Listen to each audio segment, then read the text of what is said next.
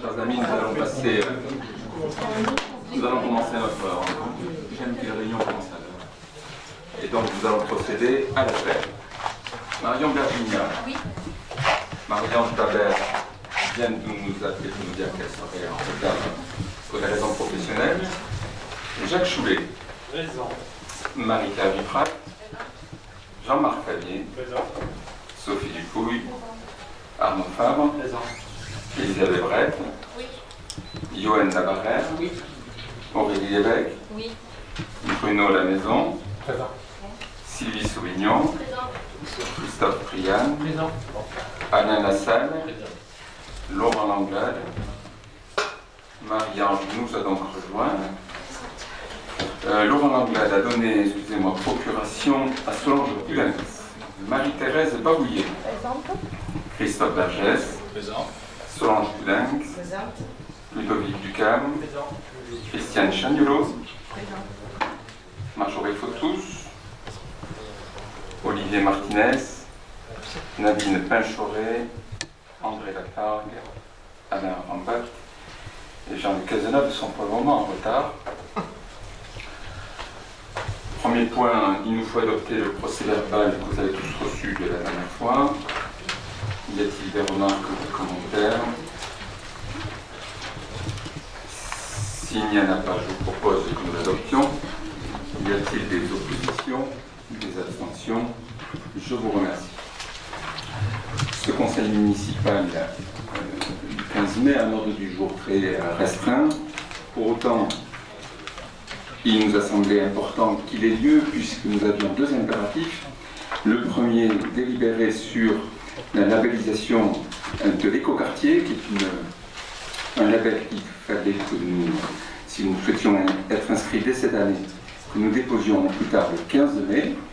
Et puis, c'est terminé le 11 mai dans cette commune, mais relatif aux 22 communes qui vont de R jusqu'aux abords de Tartas, l'enquête publique sur la gestion de l'eau le long de la Dour. Et nous avions 15 jours après la fin de l'enquête publique, mais aussi pour l'adopter, raison pour laquelle nous avons un conseil municipal ce soir, et il y en aura probablement un autre avant l'été. Premier point à l'ordre du jour, on adopte le procès-verbal. Oui. Premier point à l'ordre du jour, donc la visibilisation de l'écoquartier.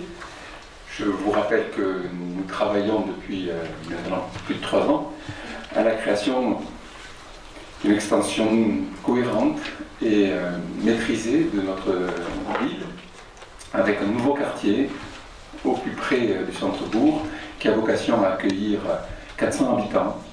Et plutôt que de faire un lotissement classique, nous avons pris le parti d'essayer de réfléchir à un aménagement qui respecte au fond les principes de développement durable, qui soit un lieu agréable à vivre, d'où la réflexion de s'inscrire dans le label écoquartier.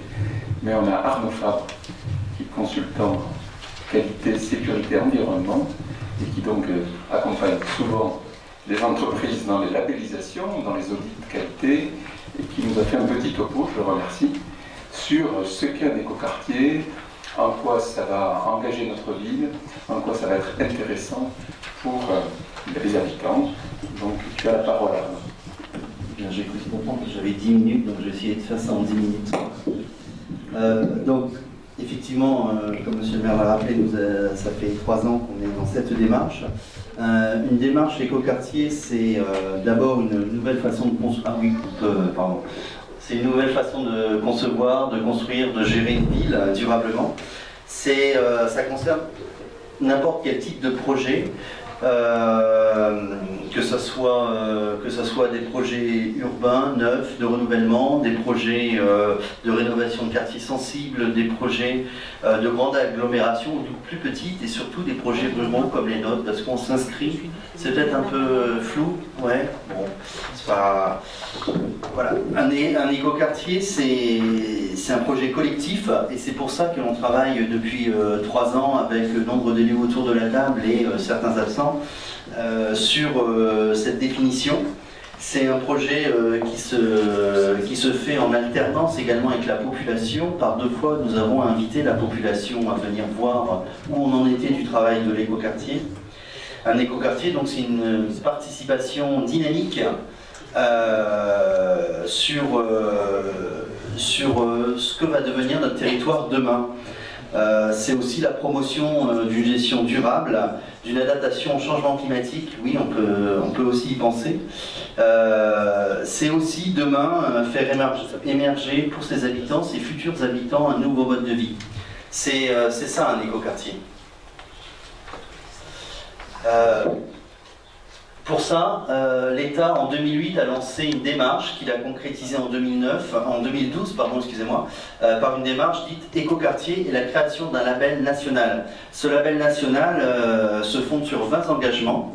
Ces 20 engagements qui peuvent s'appliquer à quel que soit le type d'aménagement durable et indépendant de sa taille, bien sûr, parce que nous, on a un petit écoquartier. Il y a des écoquartiers sur Paris ou en région parisienne ou dans de plus grosses agglomérations qui sont de la taille d'une petite ville. Le label écoquartier est donné donc par le ministère de la Cohésion et valorise donc ces opérations exemplaires. Alors, ce label n'est pas une norme. Clairement, c'est pas une norme ISO, un label. Un label, c'est pas un modèle unique. Au contraire, c'est une qualité de projet, c'est un socle d'exigence. C'est conçu comme un outil qui va permettre une adaptation, une démarche à tous les types de territoires. Et c'est pour ça que pour nous c'est intéressant de viser ce label écoquartier, parce que un label écoquartier prend en compte l'histoire, la culture, le patrimoine, l'architecture locale. Et ça, on l'a mis déjà dans notre projet avec notamment le cabinet Sumazuzu. Et le but de ce label écoquartier, c'est d'encourager, de valoriser et de porter ce type de projet. Et là aussi, je le répète, quelle que soit son échelle, quelle que soit sa dimension. Donc c'est transposable. Un label écoquartier, ça incite au progrès, et avec 4 démarches qui vont permettre tout au long de cette démarche, là on va voter la première démarche, tout au fil du temps, de sa construction jusqu'à sa pérennisation, qui atteindra sa 4e démarche. Je suis clair? Oui, ouais. oui. Alors, rapidement le 1. Alors, c'est 4 étapes. Donc, l'idée que l'on a eue ensemble, rappelez-vous, il y a quelques années. La conception, ça fait 3 ans qu'on travaille sur cette idée, sur cette conception. Demain, la 4e étape, la mise en chantier, puis ensuite la vie de quartier, l'amélioration continue et pour les usagers. Alors, si on rentre dans le label 1, c'est aujourd'hui, c'est ce label qui est obtenu par la signature de la charte écoquartier par les élus, par cette ratification au conseil municipal, qui va porter ce projet. Une fois que cette ratification est faite, elle va être enregistrée sur une plateforme internet gérée par le ministère de la Cohésion. C'est une démarche simple, formelle, rapide, mais qui va nous permettre, nous déjà, d'être référencés comme porteurs d'un projet écoquartier au niveau national. Et ça peut être important parce que ça va aussi nous faire une fenêtre sur une nouvelle envie de travailler sur la cité. Ensuite, l'étape 2, ça va être le chantier. Les études sont achevées, le chantier est engagé. Il va y avoir une expertise pour voir si on est conforme au projet que l'on avait créé par rapport à cette charte. Et des experts viendront, de collectivités d'ailleurs, d'autres écoquartiers en devenir. Et puis, nous rencontrerons, on verra s'il faut ajuster ou pas nos besoins. Et nous donnerons donc la Commission nationale d'écoquartier nous validera cette étape 2 auprès de la commission régionale. Ensuite, et là c'est pour plus tard, c'est pour demain, c'est la livraison de l'écoquartier. C'est les mêmes conditions avec là aussi une expertise réalisée in situ, puis une commission nationale qui va statuer sur une proposition d'une commission régionale. avec une proposition des conclusions d'experts. Et là, on sera déjà en étape 3. Et le bout du bout, l'étape 4, hein, l'écoquartier qui est confirmé, c'est environ 3 ans après le label 3. C'est pour ça que c'est une démarche à long terme, c'est une démarche pérenne, c'est une démarche que l'on souhaite pérenne et de qualité. C'est des experts qui vont se réunir, qui vont rencontrer les usagers, là aussi on aura des réunions publiques, et ça permettra de voir si ce que l'on avait conçu, ce que l'on avait prévu, correspond finalement à l'usage qui en est fait. Cette étape donc est validée par une commission nationale, et elle s'appuie donc sur une démarche d'auto-évaluation des élus qui seront encore là pour l'étape 4, bah ouais, on va vieillir, et également des usagers, des habitants de ce nouveau quartier. Alors rapidement, si on passe à cette carte, vous pouvez voir, il y a, depuis 2009, il y a eu 50 écoquartiers qui ont obtenu le label 3, c'est-à-dire à la livraison, donc délivrés dans toute la France au niveau du ministère. Ça représente environ 66 000 logements construits ou réhabilités, donc c'est pas rien. Et demain, chez nous, dans les Landes, bah, vous voyez, il n'y a rien. Et demain, il y aura Saint-Sevé. Pas mal quand même. Hein. Donc voilà, c'est vraiment une démarche. Il faut vraiment penser quand on parle écoquartier, c'est un label. On parle beaucoup d'écoquartier. On parle beaucoup, ouais, c'est un label, c'est une démarche pérenne. C'est une concertation entre des techniciens, des professionnels, entre des futurs habitants, entre la population. Donc cette démarche vise à favoriser l'émergence d'une nouvelle manière de construire, de gérer peut-être durablement la ville. C'est des opérations de tout type, comme je vous l'ai dit, mais sur toute la France et au-delà également en France, enfin en France métropolitaine comme à l'outre-mer. Je ne vais pas tarder à m'arrêter les gars. En 2016, il y a eu 40 opérations qui se sont portées candidates. 12 ont obtenu le label étape 3. 25 000 habitants maintenant. 25 000 habitants vivent dans des écoquartiers. Il y a environ 11 000 logements construits ou réhabilités dans 6 régions en France. En 2016, il y a eu 51 opérations qui ont été labellisées. Et en milieu rural, donc nous, il y a environ 15% d'opérations depuis 2013. Et il y a aujourd'hui 228 écoquartiers qui sont en étape 3. Donc ça, c'est les labels, enfin c'est les démarches, pardon. Il y a donc 1, 2, 3, 4. Et ensuite, ce label se fonde sur des indicateurs, ce qu'on appelle les indicateurs, des engagements. Il y a 20 engagements, ce qu'on appelle l'engagement démarche et processus, le 1, c'est-à-dire réaliser des projets qui correspondent aux besoins de tous en s'appuyant sur les ressources et les contraintes du territoire. Ça, c'est quelque chose que l'on travaille en commission depuis 3 ans. Formaliser, mettre en œuvre un processus participatif de pilotage et une gouvernance élargie créant les conditions d'une mobilisation citoyenne. C'est joli, hein. Ça veut dire quoi? Ça veut dire que lorsque l'on se rencontre tous les 3 semaines en comité de pilotage, on a des professionnels, mais on a aussi des membres, on a aussi la joie d'avoir André Lafargue, par exemple. On a l'engagement 3, c'est la dimension financière. Elle n'est vraiment pas exclue de ce projet, hein. C'est vraiment dans notre approche au fur et à mesure.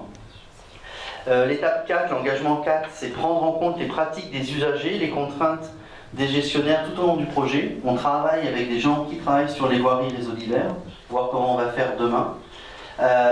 Et la 5, c'est mettre en œuvre toutes les étapes d'un projet et à l'usage des démarches d'évaluation et d'amélioration continue. Ça, donc, c'est le côté qualité, on va dire, du système. Ensuite, l'engagement 6 à 10, c'est le cadre de vie des usages. C'est travailler d'abord sur la ville existante, et c'est vraiment ce que l'on a fait. Les architectes sont venus, ils ont pris des photos, ils ont rencontré des gens, ils sont allés visiter le cœur de ville, les abords. C'est mettre en œuvre les conditions de vivre ensemble et de solidarité. C'est d'assurer un cadre de vie sûr qui intègre des grands enjeux de santé. C'est mettre en œuvre une qualité urbaine, paysagère et architecturale. Et ça, on a beaucoup travaillé pour que, on ait un paysage qui s'intègre, un paysage qui qui fait suite au cœur de ville. Et le 10e engagement, c'est valoriser le patrimoine, l'histoire et l'identité du site. Et pour ceux qui étaient là à la présentation, la dernière présentation aux Jacobins, on a vraiment démontré, et l'Archi a vraiment démontré qu'on était dans cette histoire, de cette identité. Et ensuite, le développement territorial, donc de 11 à 15, je vois qu'on avance, c'est contribuer à un développement économique local équilibré et solidaire. On ne fait pas un écoquartier pour faire un écoquartier pour avoir plus de monde. On y réfléchit, comment on va faire et qui va pouvoir venir dans cet écoquartier en favorisant des fonctions, de proximité, en organisant aussi peut-être demain des circuits courts, des filières locales. Et on l'a vu encore pas très loin sur la zone d'Escalès, le circuit court avec voilà. Merci. Favoriser donc les modes actifs des transports collectifs et favoriser également la transition numérique vers la ville intelligente, c'est-à-dire demain on va penser aussi fibre optique dans ce nouveau quartier. Et le dernier point, je vous rends la parole à monsieur le maire, environnement et climat, produire un urbanisme permettant d'anticiper et de s'adapter aux risques et au changement climatique, là aussi faire attention à comment on construit, de quelle manière et qu'est-ce que l'on plante comme espèce. Viser la sobriété énergétique, la diversification des ressources, limiter la production des déchets, préserver les ressources en eau.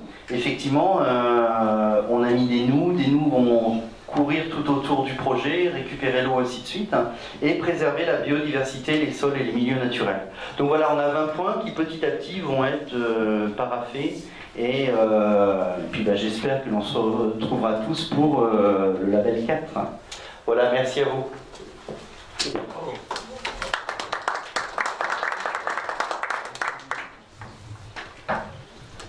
Merci Arnaud.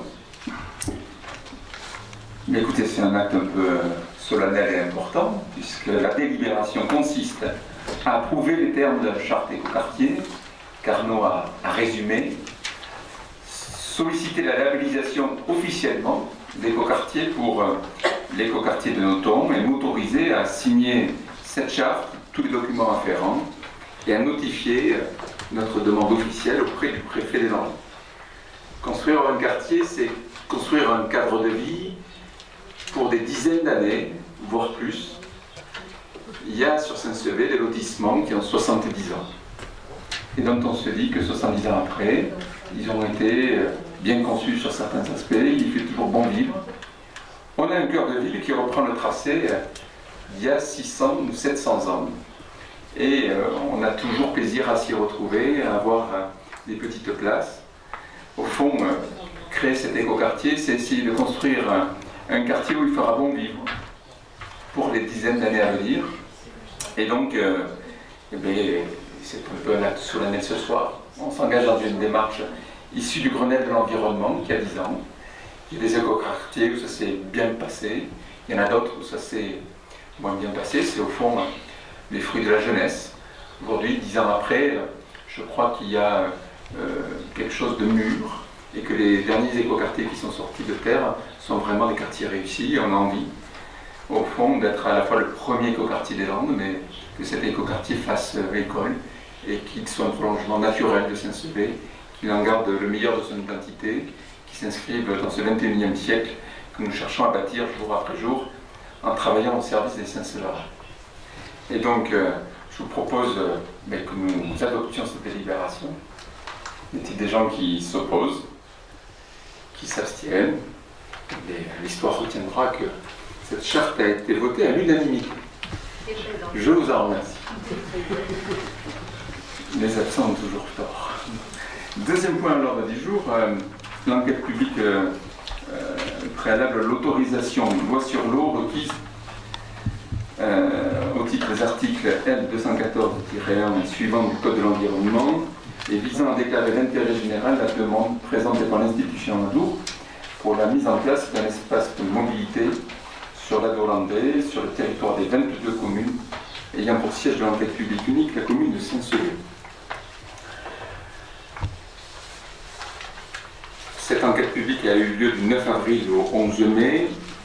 Force est de constater qu'il n'y a pas eu de grande affluence, disait l'enquêteur public que j'ai rencontré vendredi dernier. Pour autant, la question est importante. C'est ni plus ni moins que l'entretien du cours d'eau de la Dour, de ses berges et de ses ouvrages. Au fond, pour faire de manière très synthétique, pendant des siècles, on a cherché à entretenir les digues pour canaliser les cours d'eau. On s'aperçoit que tout ceci est très coûteux. Et donc, il y a une évolution de la manière de gérer nos cours d'eau qui va vers quelque chose d'un peu plus naturel et qui définit des priorités de risque en matière de...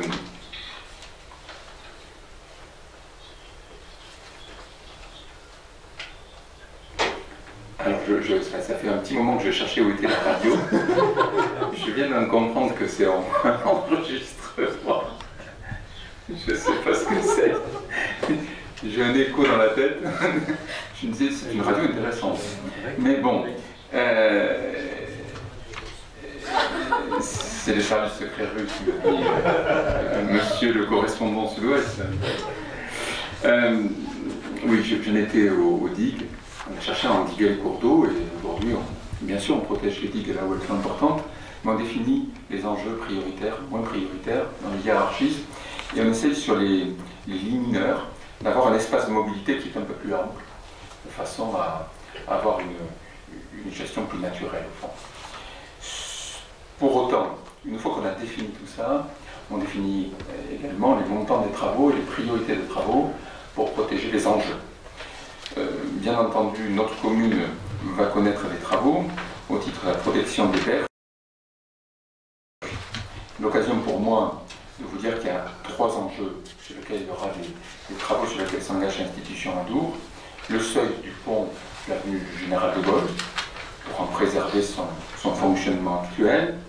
Des travaux visant à surveiller et protéger la station d'épuration qui est au fond le point bas de la zone industrielle Papin, et le seuil d'eau grêle qui participe au niveau d'étiage et bien entendu à toute la gestion de la Dour en aval du pont de l'avenue du Général de Gaulle. Quelques travaux importants de l'autre côté de la rive, notamment la station d'épuration de Cona, la station de pompage d'irrigation de Cona, qui est de l'autre côté, en limite de notre commune, du côté de la ferme Pretoria. Nous avions déjà délibéré au mois de décembre sur ce sujet. Nous avions approuvé à l'époque la délimitation de l'espace de mobilité, les grandes modalités de gestion. Il nous revient aujourd'hui d'approuver cette enquête publique. À moins qu'il y ait des questions, je vous propose que nous passions au vote. Y a-t-il des oppositions, des abstentions? Je vous remercie. Les 2 autres points sont en caractère de ressources humaines. Il nous convient de fixer le nombre de représentants du personnel au comité technique paritaire, puis derrière de fixer le nombre de représentants du personnel au comité d'hygiène et de sécurité et des conditions de travail, plus connu sous le nom de CHSCT, puisque cette instance existe également dans toutes les entreprises de plus de 50 salariés. Nous avons bien entendu des membres du CTP aujourd'hui, mais leur mandat arrive à échéance à la fin de l'année, et donc il nous convient de délibérer. Nous proposons de garder le même nombre de membres du CTP, à savoir 3 représentants du personnel. Ça donne lieu à 3 à 4 réunions dans l'année, chaque année, nous nous rencontrons avec le personnel pour balayer tous les sujets et essayer d'améliorer les conditions de travail et de répondre à toutes les questions. C'est à chaque fois un moment très intéressant pour les élus. C'est Jacques Choulet et Claire Duprat qui sont à mes côtés. Je peux témoigner ici de l'excellente relation, de franchise, de débat ouvert, avec la ferme volonté de faire avancer les choses positivement pour nos salariés. Nous fixons au fond les objectifs politiques, mais la mise en œuvre au quotidien de ces politiques, ce sont nos agents. Et je tiens ici solennellement à les remercier, et sur de nombreux sujets. Je crois qu'on peut être très fiers de la manière dont est rendu le service public dans cette commune, et ils se battent pour améliorer l'espace public et les conditions de vie de nos administrés. moins qu'il y ait des questions sur ces deux délibérations à caractère technique, je propose que nous les adoptions l'une après l'autre. Concernant la délibération numéro 3 sur le nombre de représentants au comité technique paritaire, y a-t-il des oppositions, des abstentions? Je vous remercie. Sur le CHSCT, c'est également 3 représentants du personnel et 3 représentants de la collectivité. Y a-t-il là-dessus des oppositions, des abstentions? Je vous remercie. Pardon? Comment ils sont désignés? Il y aura une élection le 6 décembre. Et les élus aussi? Il y aura une délibération pour les élus. On peut dire quelque chose là pour un plan de carrière? Oui, bien sûr. Moi, je voudrais dire que cette commission est très importante et très intéressante parce que nous parlons en toute franchise avec les salariés. Et une fois qu'on a évoqué tous les problèmes, nous, élus, nous défendons nos salariés vis-à-vis de la commune. Ils peuvent compter sur nous. Je suis très déçue qu'il n'y ait pas l'opposition ce soir, et notamment M. Martinez, parce que je voudrais l'interpeller par rapport à ça, et ça le sera la prochaine fois. Bien. On connaît vos qualités de cœur. Et votre profond respect des gens. Je peux préciser pourquoi, parce que j'ai été traduite en correctionnel pour avoir défendu un salarié dit ce que je pensais de M. Martinez. Quand M. Martinez a eu mes conclusions en défense, il a battu en retraite, la couture, comme ils ont fait ce soir. Mais il ne fera pas tout le temps. Un jour ou l'autre, on s'expliquera dans cette enceinte. Bien. Écoutez, ça sera un courant juin. Sylvia. Mais on sera là. Mais je compte bien. Puisqu'au fond, les Saint-Severin nous ont confié la responsabilité de cette ville pour 6 ans, et je peux ici témoigner de l'implication de vous tous, élus de la majorité, présents, actifs, pour faire avancer notre ville. Et je voudrais vous en remercier. L'un des points sur... On a beaucoup parlé de développement durable, beaucoup parlé d'habitat. Cette ville a gagné 250 habitants ces 4 dernières années. Je pense que cette année, nous devrions franchir le cap des 5000. L'écoquartier, nous commencerons à vendre des terrains dès le courant de cet été. J'espère que les maisons se construiront le plus vite possible. Mais il y a un autre sujet sur lequel, au fond, les choses avancent beaucoup, c'est la culture et le patrimoine. Et donc la dernière délibération concerne ce sujet avec une initiative très originale. Et je tiens à en féliciter Jean-Marc. Et je lui passe la parole. Il nous la présente. C'est donc le point 5, c'est pour l'approbation de la convention de partenariat avec Valérie Planin relative au moulage des chapiteaux de la Massière. Alors, on va se demander pourquoi est-ce qu'on fait du moulage de chapiteaux de la Massière, puisqu'on les a, c'est pas la peine d'aller les brûler. Et en réalité, ces chapiteaux sont assez haut placés et sont, je dirais, difficilement visibles à l'œil nu. Et l'idée que nous avons eue, et que nous ne sommes pas les premiers à le faire, mais je pense que c'est une bonne chose, je dirais, pour la connaissance de ces chapiteaux, c'est de pouvoir les voir à hauteur des yeux. Et donc le fait de couler ces chapiteaux, de prendre l'empreinte, de couler ces chapiteaux, et ensuite de les montrer sur un pied à hauteur des yeux, et ça sera dans le musée. Et donc ça nous permettra de voir tous les détails de l'architecture de ces chapiteaux. Donc il y a 9 chapiteaux, mais avant je voudrais revenir juste sur le fait que tout ça correspond à un travail que nous faisons au niveau du musée, anciennement musée des Jacobins. Je vous rappelle que une délabellisation du musée avait été demandée, que nous sommes battus au dernier moment pour que... Sous l'ancienne nomenclature. Oui, la délabellisation avait été demandée sous l'ancienne mandature. Et donc nous nous sommes battus pour que cette délabellisation n'aille pas au bout. Et donc, pour pouvoir rester musée de France, il fallait présenter un projet scientifique et culturel. On en a fait une première ébauche avec M. Pinta et Marie Ferré, une première page du projet scientifique et culturel. Ce projet scientifique et culturel a été, je dirais, amendé et puis évolué et a été présenté au service des musées de France avec l'aide de Talisé, le PANERER. Et nous avons su au mois de février un avis favorable donc, du ministère de la Culture sur ce projet scientifique et culturel. Dans ce projet scientifique et culturel, il y a quatre sections importantes. La première section, c'est une section qui a déjà vu le jour et qui correspond à l'interprétation de l'architecture et du patrimoine, c'est-à-dire la mise en avant du site patrimonial remarquable que nous avons obtenu. La deuxième, c'est la section Bellatus qui va ouvrir cette année. Je vous invite donc à venir déjà cette semaine, puisque cette semaine nous aurons le jeudi un vernissage, on a appelé ça un vernissage dans l'escalier. On a mis au sein des DAP, on a fait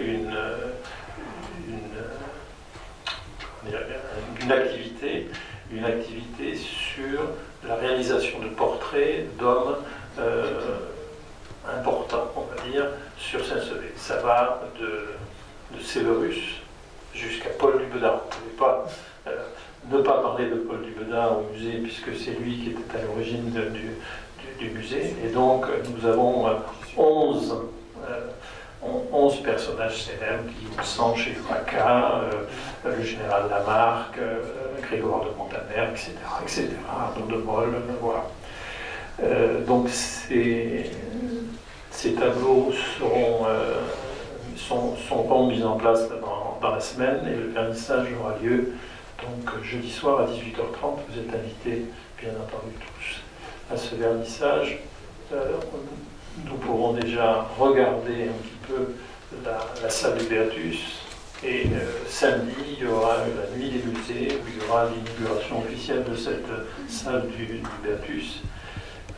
Et donc avec un certain nombre de visites flash de 10 minutes durant la soirée. À partir de 20h30, vous aurez tous les quarts d'heure des petites visites flash sur différents thèmes au niveau des Jacobins et au niveau du musée. Donc ça, c'était la deuxième section. J'en ai profité pour faire de la publicité un peu pour cette semaine.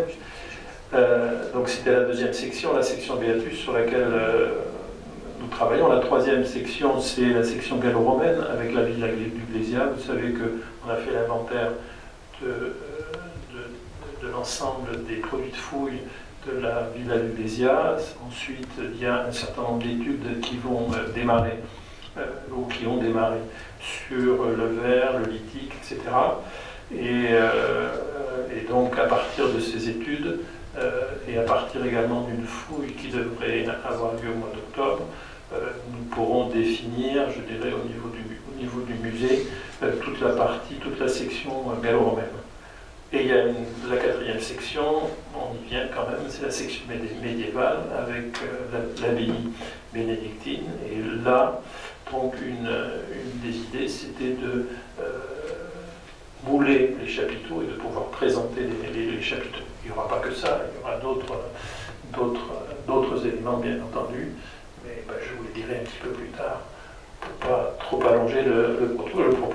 Ce qu'il faut savoir, c'est qu'on ne peut pas prendre l'empreinte des chapiteaux comme ça. Il faut d'abord faire une demande à la DRAC. On a fait une demande à la DRAC qui nous a donné son accord.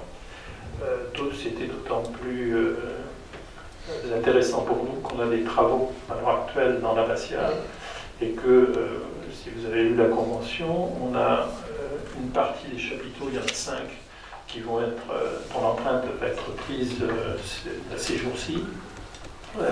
Et ces 5 premiers chapiteaux sont dans la partie du transept, et ensuite il y en aura 4 autres qui seront dans la partie de la nef, qui sont faits à partir du mois d'octobre.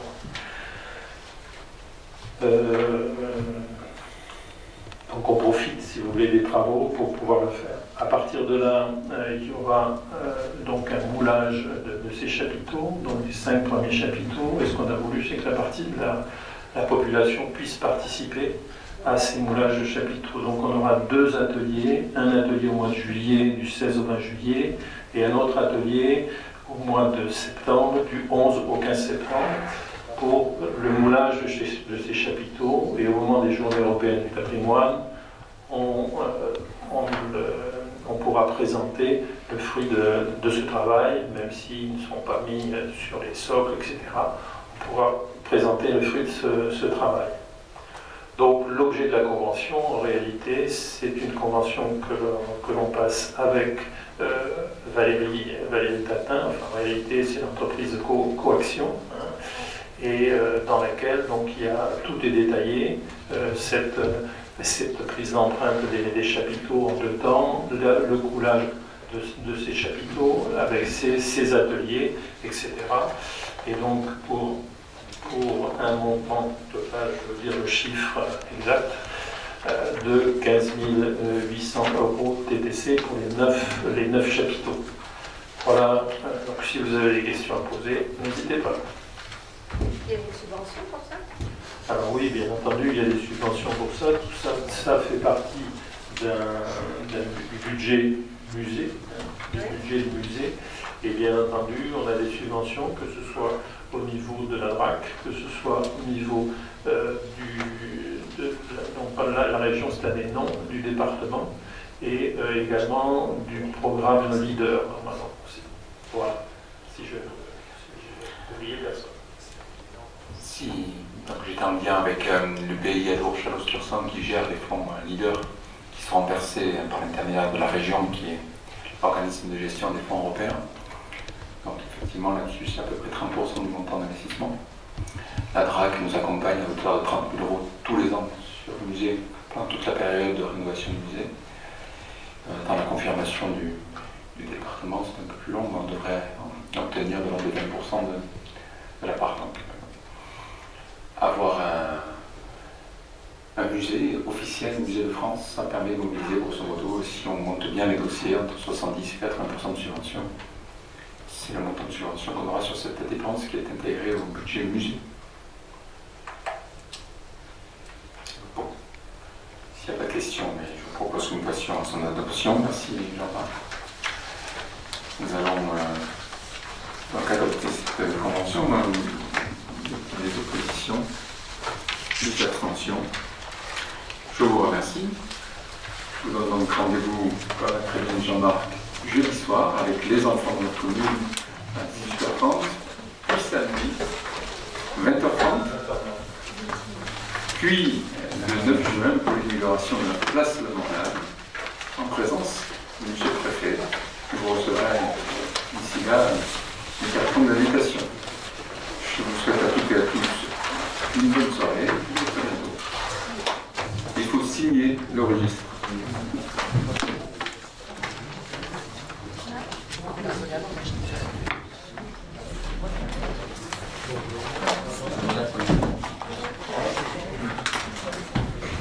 L'occasion pour moi